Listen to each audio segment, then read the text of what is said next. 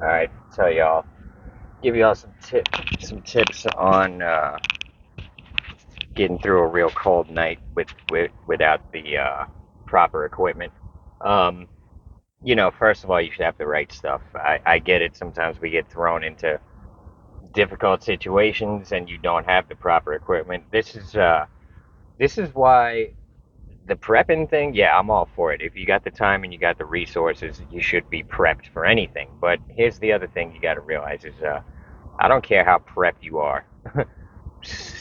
There's going to be situations and circumstances where you're just not going to be ready for it. This is coming from someone who's been, I plan ahead for everything, and so it just unexpected things happen, and you're going to get caught sometimes ill prepared. So really, the best way to prep is to, go out there and challenge yourself and stay in shape and don't shy away from challenges in life. And this way you learn how to be resilient and how to be resourceful. And these are the things that really matter. You know, having everything you need, that's easy.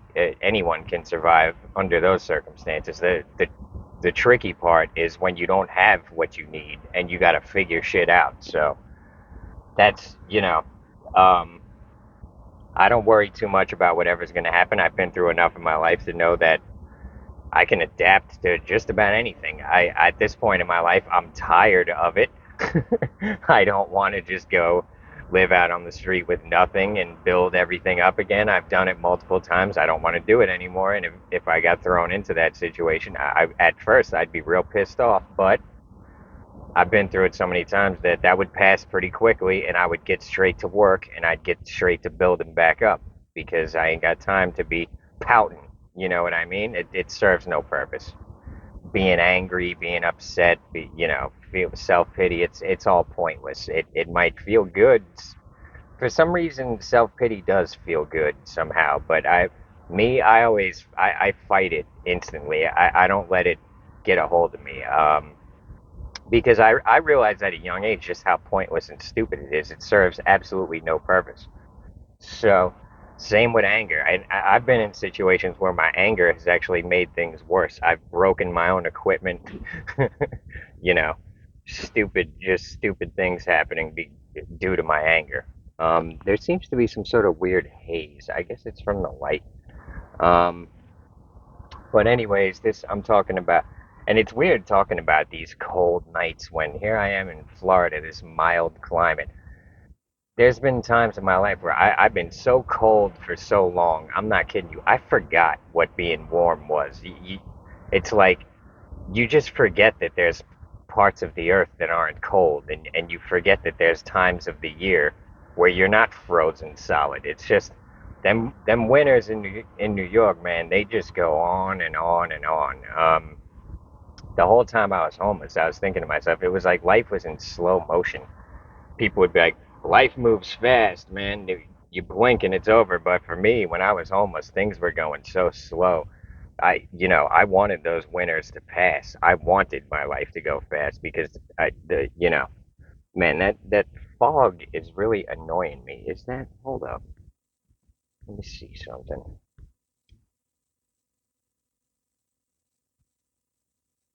Maybe, yeah, I just had some shit on the lens, I think. Cause yeah, I don't see that fog no more. So, yeah, those long winters, man. And in a place like New York, just because March comes doesn't mean the winter is over. I've seen blizzards in March, and it sucks. All you want is to just not freeze your ass off, and all of a sudden there's snowstorms coming through, and it's like March 15th. It's unbelievable. And then April, it's not as cold anymore, but it does rain quite a bit in the spring in New York because the weather's going from cold to warm. But man, that brutal weather just goes on and on. That I've got memories of times when I was first on the street, and I'm like, okay, it's April, the weather's gonna start warming up, and then it's just cold and rainy for a week, and I'm like, man, I can't, I can't take this shit no more. You know what I mean? Like it would just get it wears on you. But you know, what are you gonna do? You're gonna just crawl behind a dumpster and lay there? Like what can you have to keep going? It's people like I don't even understand giving up. What does that mean? I mean, you just off yourself? Like that's I never really considered that. And other than that, it's like, how do you give up? What do? You just sit on the sidewalk? I guess a lot of homeless people, now that I'm thinking about it, they have kind of given up. They sit on the sidewalk and they hope that people give them money, and people look at them like, oh, go get a job, dude. They're done. You know what I mean? They tried all that, or maybe they didn't. I don't know. But you got to realize a lot of the time when you see homeless people just sitting on the corner with a sign, they gave up. They tell them to go get a job. They're fucking done with all that. But I never really got to that point. But anyways, this night, so I had, when I was first living on the street, it was November when I got out there, and it was cold out, but not brutal cold yet. But it was too cold for me to sleep outside because I didn't have the proper equipment. I didn't have a blanket. I didn't have a sleeping bag. I didn't have nothing. I had my backpack and a couple of changes of clothes in it. And that was about it. Um, so when I was first on the street, it was too cold for me to sleep outside. I didn't have the proper equipment, so I was sleeping on the train. Um, I'll do a whole video about sleeping on the trains because I got plenty of stories about that. But eventually, sleeping on the train is no good. But so, anyways, eventually, you get to know other people on the street, and people would be like, "Well, where do you sleep?" I was like, "I sleep on the train." They're like, "Man, what the fuck are you doing that for?" I'm like, "It's too cold outside." They're like, "Dude, come stay at the internet cafe." So then I was staying at this internet cafe in Chinatown where back then you pay $7 and they let you stay overnight, and it's warm in there, and there's they don't give you a bed, but they do give you this like reclining chair, which is sleeping in there. It's better than sleeping on the sofa. The other thing is, there's a bunch of other homeless people sleeping in there. It's a strange combination of things happening in there. You got the young Asian kids who just want to play video games on the internet all night. Then you got the other, internet kids who, they're playing. They used to play League of Legends was the big one back then that all the kids in there were playing. But then you also had the people who owned the place were kind of like these Chinese gangster types. They used to sell what is it? Special K. They used to sell that shit, and so they had their clientele coming in and out all night, and sometimes they'd pay for an overnight and sit there and just do their Special K all night or whatever. I never even tried it. They offered it to me for free, probably hoping to get a new customer, but I was like, nah, you know, I was more into other. I was into some heavier shit back then. That's when I was doing heroin and shit. I was like, oh, fuck all that shit. Um, I got my own thing to do. But yeah. So then I was staying in the internet cafe to avoid the winters. Even in the summer, I would stay in there. It's just it became my home, to be honest. And a lot of I had a bunch of friends in there, and we would, there was different cliques of people hanging out in different parts of the place, but we all were kind of friends, and we would all share our weed with each other and smoke and hang out in each other's sections, and we had our own little community in there, and it was pretty cool for a while. But then what happened was somebody kept coming in there with bed bugs, and them bed bugs, man, they spread like so. You know, what happened with me was all of a sudden I realized I had bugs in my clothes, and I'm like, where the hell is this coming from? I didn't put two and two together. I didn't know where it was coming from. I had no idea. So what I would do is I would put everything I'd go to the laundromat. Everything goes in the washing machine. My backpack, everything gets washed. I get all my clothes fresh and clean. Everything's clean. No more bed bugs. Next thing I know, they're back again. I'm like, where the fuck? How is this happening, dude? And then other people in the internet cafe started complaining about it. I'm like, oh, I see. It's coming from people in here, you know? And there's so many people in here that even if everyone except one person goes and takes care of it, that one person, it's still going to spread again to everyone. So I was like, I can't stay here no more. I'm not, I'm not doing a load of laundry every single day, or and fortunately it was spring, so I was like, I'm done. I'm not living here and having bed bugs on me. That's that. So I left there. I did my laundry one last time. I actually did go back a couple of times in the future, but never consistently again. That was the end of that. I was like, I'm not living with bed bugs, bro. If you ever had bed bugs, I don't know where you're at, but that's a real thing in New York City. There's places in Chinatown, apartments people rent where there's bed bugs, and if they get in your clothes, you know, it, it's disgusting, bro. It's disgusting. You can't live like that because they bite like mosquitoes. You know what I mean? So imagine having a bunch of mosquitoes living in your clothes. It's unbearable. So, but there's homeless people that just live like this. I mean, they can't afford to do no laundry. You know what I mean? But I don't. I don't know. I don't know if they get them from other places, but because in the internet cafe, we're all sitting, we're right next to each other. You know what I mean? So I don't know how them things spread, but they do, and they spread like crazy. Everyone in that place ended up getting bed bugs, and people were even right outside the door. It said, "Bed, beware of bed bugs." Someone wrote right outside the door. So at that point, I stopped staying there. I started staying out on the street, even though I didn't have no sleep bag or blanket or nothing. This was early spring. It was cold. I was freezing my ass off, sleeping out on the sidewalk. I mean, it was rough. But then I remember this chick gave me a blanket, which I ended up using, which made a big difference. Um, but then as time went on, my money got better. I started buying better equipment. I got better at sleeping outside. But this was kind of years after I started being homeless. So now what happened was I ended up renting a room in the Bronx, stayed there for maybe a year or so, ended up getting into it with my roommate over and over to the point where I just ditched the apartment. I didn't want to just spend the rest of my life living in the Bronx anyway.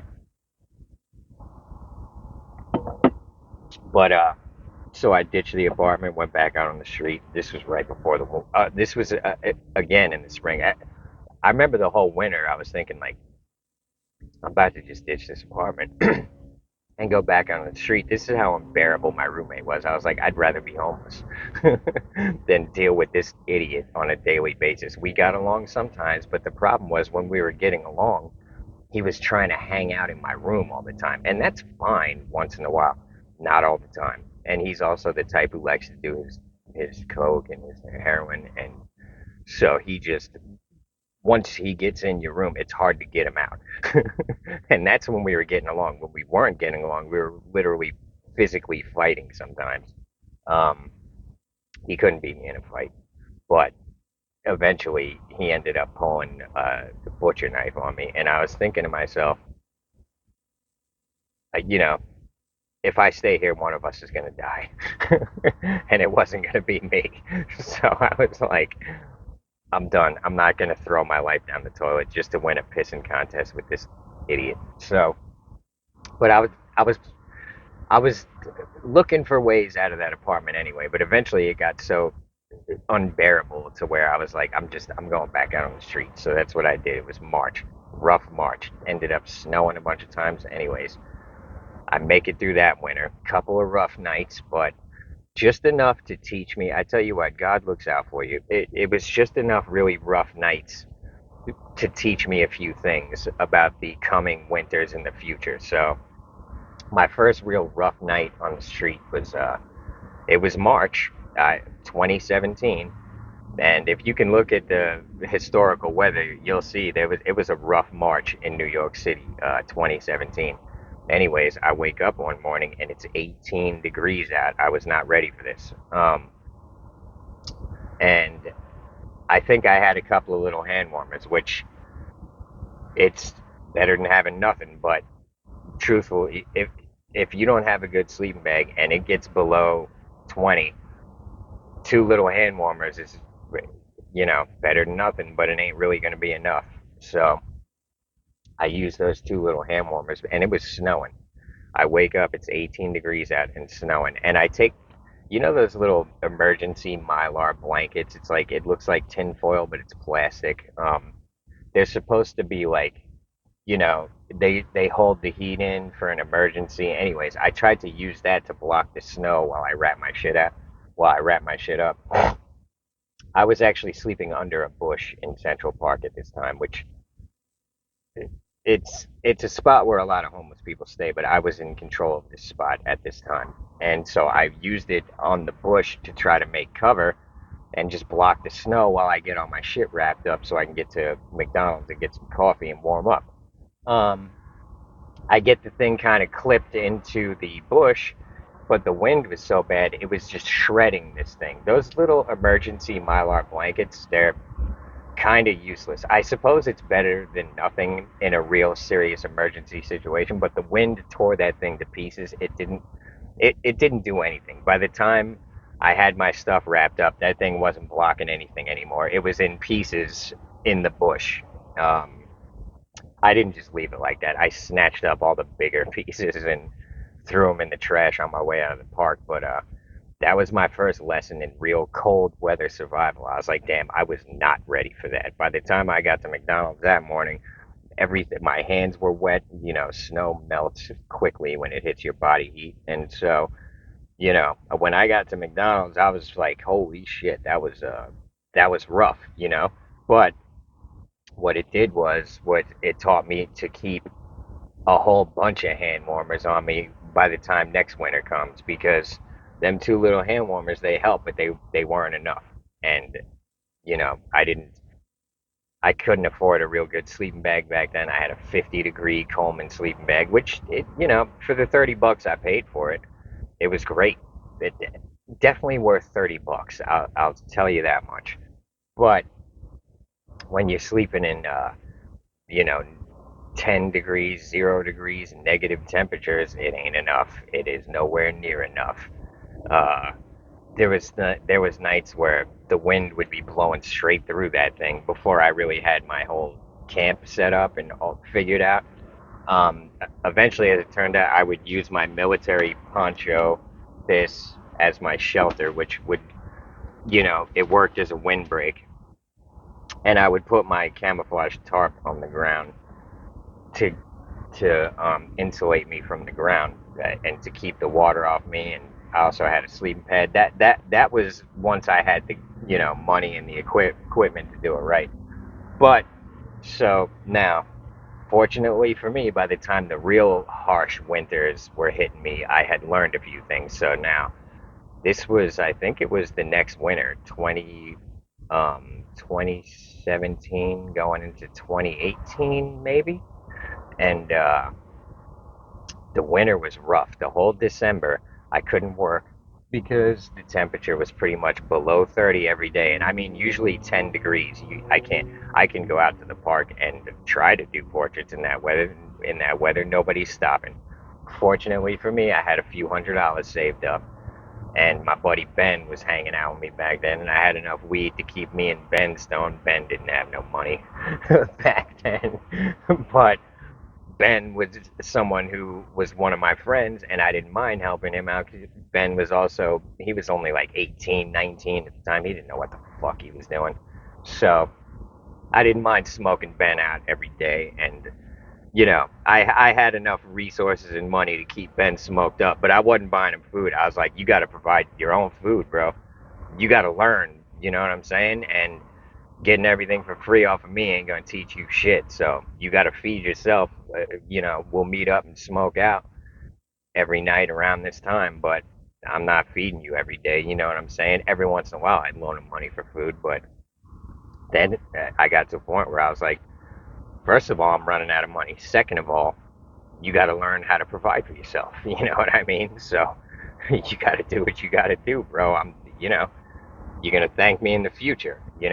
Anyways, so we get through that December. It's rough. We get to January, still brutal, fucking brutal. We were staying in the ATMs at first, but me, Ben, and my evil twin Ethan were staying in the. We formed up our own little clique to control certain ATMs to sleep in, and we wouldn't let anyone else in them because we didn't want to get us all kicked out. All the other homeless people get to partying and getting stupid. We controlled a specific ATM. We kept all the other homeless people out. But eventually, me, my evil twin, and Ben, I mean, you could call it alpha, call it whatever, but the three of us are kind of dominant type dudes, and eventually we get on each other's nerves. So we had to kind of part ways. We're all still friends, you know what I mean? But we can't sleep in the same cooped up ATM every night and not be getting into it with each other. So I was like, I'm going back out, y'all.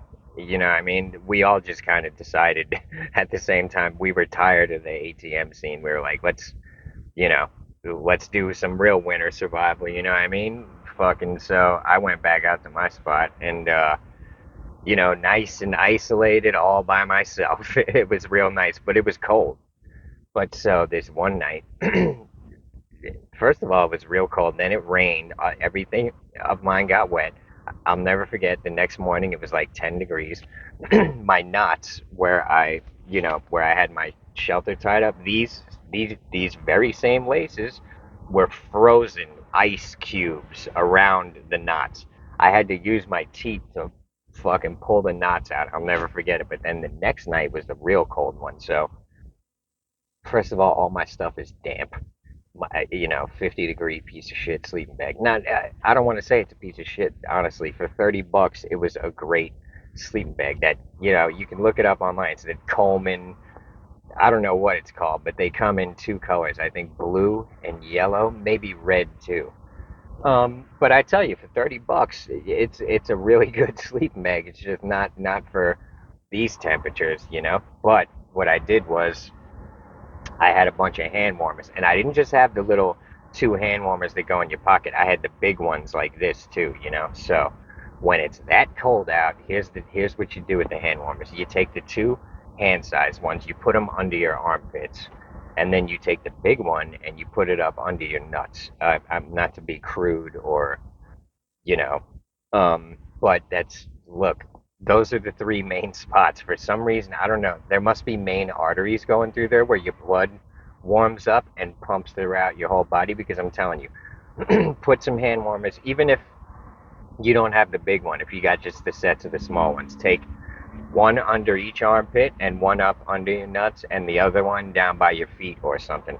And honestly, look, that's not even enough when it's a bit when it was negative 17. When I checked the weather the next morning, I was like, whoa, dude, I did not know it was going to drop like that last night. I thought it was going to go down around 2 degrees. But when I woke up and I checked the weather, as it turns out, it was negative 17 that night. But here's the thing, the where when you look at the weather in Manhattan, at least in the part of Manhattan I'm in, the weather station is up in Central Park in an elevated spot. I actually know where the little weather centering equipment is in Central Park. And it's slightly elevated and there's higher wind up there. So I'm thinking it probably was negative 17 up there. It was probably about -5 down where I was sleeping. But anyways, either way, it was fucking brutal. But I slept like a baby, I'm telling you.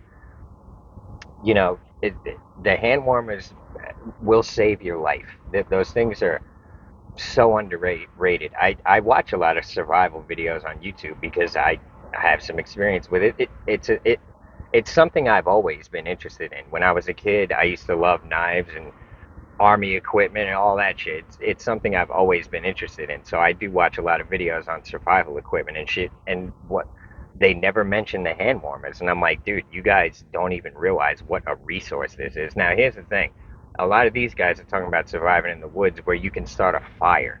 So for them, fire is a very, very important thing. Which, of course, it is. Fire is very important, but out on the street, where you cannot, somebody's parking behind me, where you can't have no fire, What you're gonna need is hand warmers. You can get them. I used to get them at Dwayne Reed in New York City. You could get them at, CVS. New York's version of CVS is Dwayne Reed. But I think they also, yeah, they got CVS in New York. Genevieve's, whatever place like that. Home Depot's got them.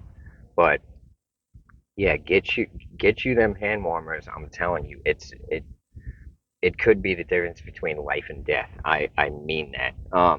And you got to use them right. You can't just, at it, when it's a night like that, you got to use them right. If it's only 20 degrees out, you couple of hand warmers down by your feet. But when it's 0 degrees, when it's negative 10 degrees, you got to be smart with them. Like I said, up in the armpits and up under the nuts. And I'm telling you, or if you're a chick, up between your legs, whatever. Those main spots, I'm telling you, it'll warm your whole body. Um, but yeah, that's pretty much all I gotta say about that, I guess. 26-minute video or whatever, that's fine. So yeah, I'm trying to think if there's any other cold. No, see, here's the thing: fire is the main thing in the cold, but you can't do that out on the street. So you got to get hand warmers. Um, there's people out on the street that everyone's got their own methods. My evil twin, he uses just multiple sleeping bags. He puts one sleeping bag inside the other one, and he's just got a bunch of sleeping bags. That's his tactics. One year, people freeze to death every year in New York. One year, this guy froze to death out in Strawberry Fields. Of course, I heard about it. That's where I work every day. He was, what I heard was that he was a tourist and his wallet got stolen by some of the locals earlier that day. I don't know if this is true. This is what I heard. And so he couldn't go get a hotel or whatever. So he just stayed in Strawberry Fields and ended up freezing to death. I really hope that's not the case. I I hope they didn't do him like that. But this is people. People are ruthless, man. They simply don't care. But anyways, that's yeah. Cold weather survival is a serious thing, and it's crazy talking about it in Florida in December where I'm sweating. But it'll get cold here. It gets down in the 30s in Florida, at least in the part of Florida where I'm at. I'm in like west central Florida, right by the ocean. Gulf of Mexico's a couple of blocks that way. Um, but so yeah, I guess that's the end of this video. Hopefully this is useful to some of you. But yeah, the hand warmers is what really matters. Um, but yeah, I appreciate every single one of you. New Patreon video went up yesterday. It's a longer one. Um, and oh man, I gotta stop neglecting my other channel. I haven't put up a video on there. I don't think I've put one up since Halloween or something. Anyways, I'll get on that. I maybe yeah, maybe that's gonna be the next video I work on is gonna be something from my other channel because I've been ignoring it. But yeah, appreciate every single one of you. I'll see you on the next one. If you got any questions that you really want to answer to, try to get it in early because I usually respond to like the first 30 or so comments. So everybody have a good one. I'll see you on the next one.